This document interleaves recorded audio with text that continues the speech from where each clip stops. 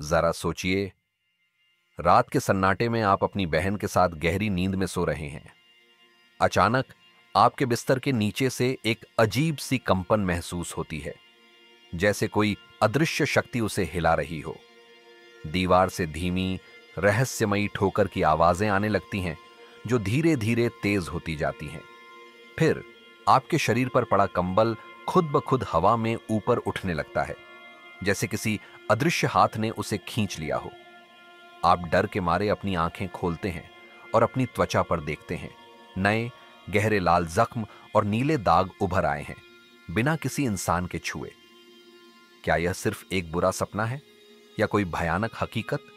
आज रूहानी राज में हम एक ऐसे हॉन्टिंग की परतें खोलेंगे जो कनाडा के इतिहास का सबसे डरावना पोल्टरगाइस्ट केस माना जाता है, द एमहर्स्ट पोल्टरगाइस्ट। यह एक ऐसी कहानी है जिसने पूरे शहर को दहशत में डुबो दिया था और जिसके रहस्य आज भी अनसुलझे हैं।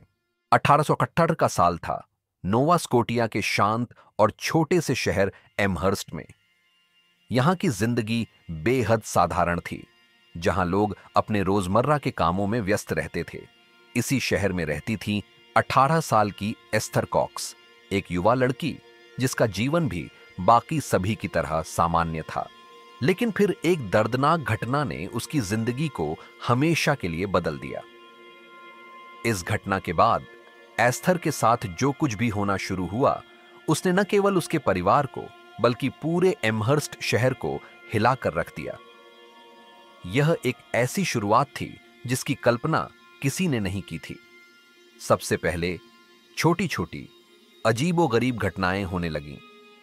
एस्थर का बिस्तर रात में खुद ब खुद हिलने लगता, जैसे कोई अदृश्य शक्ति उसे झकझोर रही हो। दीवार से धीमी, रहस्यमयी नॉक नॉक की आवाजें आती, जैसे कोई छिपा हुआ मेहमान घर में मौजूद हो और अपनी उपस्थिति दर्ज करा रहा हो। शुरुआत में परिवार ने इसे सिर्फ कल्पना या घर की पुरानी आवाजें समझा, लेकिन जल्द ही ये आवाजें जवाब देने लगीं। अगर कोई सवाल पूछता तो दीवार से ठक ठक करके जवाब मिलता, जैसे कोई अदृश्य इकाई उनसे संवाद कर रही हो। यह सिर्फ एक शुरुआत थी, एक भयानक खेल की। धीरे धीरे ये घटनाएं और भी डरावनी होती गईं। घर में अजीबो गरीब गंध आने लगी, कभी सल्फर की तो कभी किसी सड़ी हुई चीज की। दरवाजे अपने आप खुलने और बंद होने लगे और कभी कभी तो तेज हवा का झोंका महसूस होता, जबकि खिड़कियां बंद होती थीं। एस्थर के परिवार ने पहले इसे नजरअंदाज करने की कोशिश की, लेकिन डर उनके दिलों में घर करने लगा था। यह सिर्फ एस्थर के साथ नहीं हो रहा था, बल्कि घर के हर सदस्य ने इन अजीब घटनाओं को महसूस किया था। एमहर्स्ट की शांति भंग हो रही थी। रातें एस्थर के लिए किसी बुरे सपने से कम नहीं थी। अक्सर वह चीख कर उठती, मुझे कोई जलाता है, मुझे कोई मार रहा है। उसकी चादरें जोर से खींच ली जाती, जैसे कोई अदृश्य हाथ उसे बिस्तर से नीचे गिराने की कोशिश कर रहा हो। यह सिर्फ मानसिक प्रताड़ना नहीं थी, बल्कि शारीरिक भी। उसके शरीर पर लाल निशान, गहरे दाग और काटने के निशान उभर आते। ये निशान ऐसे होते जैसे किसी ने उसे जोर से पकड़ा हो या उस पर हमला किया हो। सुबह उठने पर एस्थर को अपने शरीर पर नए जख्म मिलते, जिनकी कोई वजह समझ नहीं आती थी। यह एक अदृश्य दुश्मन का हमला था। परिवार ने डॉक्टरों को बुलाया, लेकिन कोई भी इन निशानों की वजह नहीं बता पाया। डॉक्टरों ने इसे मानसिक तनाव या त्वचा की बीमारी बताया, लेकिन एस्थर की चीखें और उसके शरीर पर उभरते निशान कुछ और ही कहानी कह रहे थे। डर अब उनके घर की दीवारों से बाहर निकल रहा था।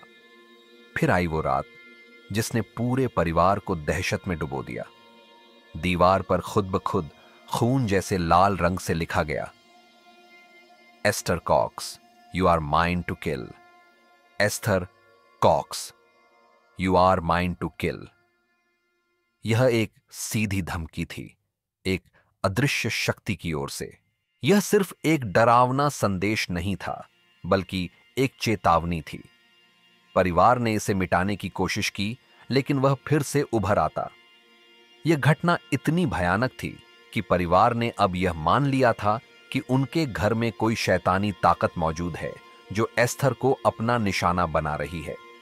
लोगों ने अपनी आंखों से देखा कि चाकू, कांटे और यहां तक कि भारी फर्नीचर भी हवा में उड़कर कमरे में घूमने लगे।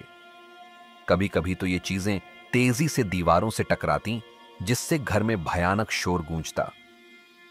यह किसी जादू से कम नहीं था, लेकिन यह जादू नहीं बल्कि एक भयानक हकीकत थी। और सबसे खतरनाक, बिना किसी वजह के घर में आग लग जाती, कभी बिस्तर पर, कभी कपड़ों में, तो कभी दीवारों पर। यह ऐसा था जैसे किसी शैतानी ताकत ने घर को अपना खेल का मैदान बना लिया हो और वह अपनी मर्जी से तबाही मचा रही हो। आग बुझाने के बाद भी डर की लपटें उनके दिलों में जलती रहती थीं। यह सिर्फ एस्थर के परिवार का कहना नहीं था। एमहर्स्ट के लोग, जो पहले इन कहानियों को अफवाह मानते थे, अब अपनी आंखों से इन घटनाओं को देखने लगे थे। पड़ोसी, डॉक्टर, पादरी, सबने अपनी आंखों से वो अजीब और डरावनी घटनाएं देखीं जिनकी कोई वैज्ञानिक व्याख्या नहीं थी।